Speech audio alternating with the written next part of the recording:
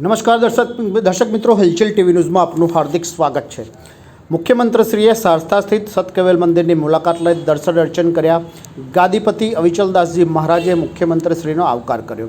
મુખ્યમંત્રીશ્રીની સાદગી, સહજતા અને ગ્રામીણ નાગરિકોના સાથેના ઉષ્માભર્યા વ્યવહારથી ગ્રામજનોએ પોતીકી સરકારના પોતાના મુખ્યમંત્રીનો સંતોષનો ભાવ અનુભવ્યો હતો।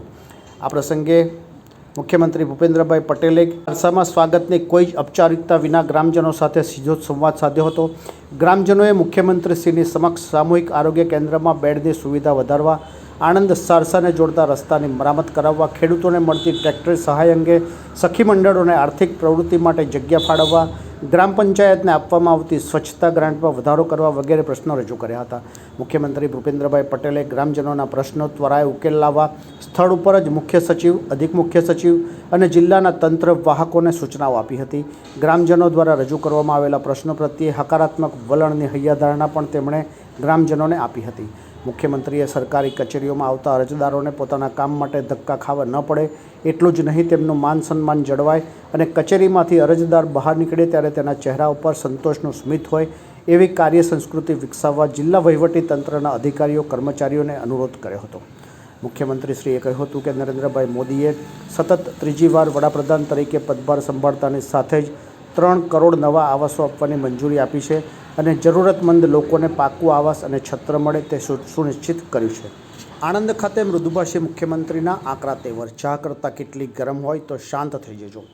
આજે આણંદ જિલ્લાના સારસા ખાતે જનસેવકથી જનસેવાના કાર્યક્રમને સફળ બનાવવા પધારેલ મૃદુભાષી રાજ્યના મુખ્યમંત્રીએ આકરા તેવર સાથે ચા કરતાં કેટલી ગરમ હોય તો શાંત થઈ જજોની આકરી ટિપ્પણી સંભવતઃ વચેટિયાઓના રચાયેલા ચોકા પર કરી હોવાની ચર્ચા ઉઠવા પામી હતી।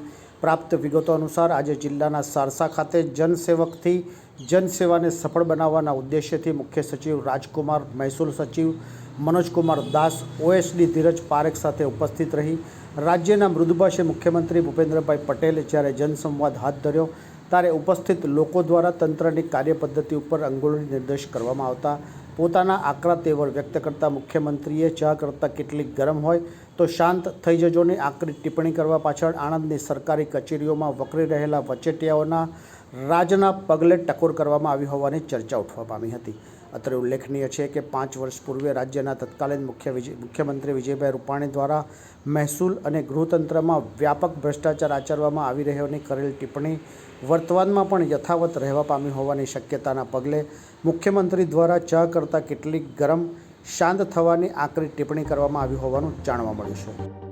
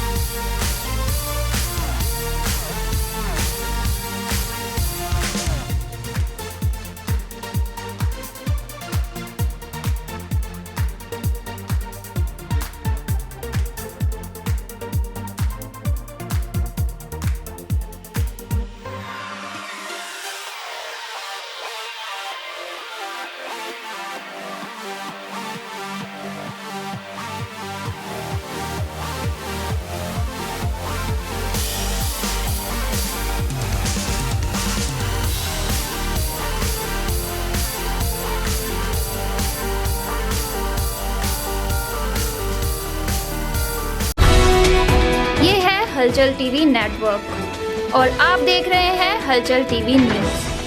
हर हलचल पर नज़र, हर हलचल की खबर।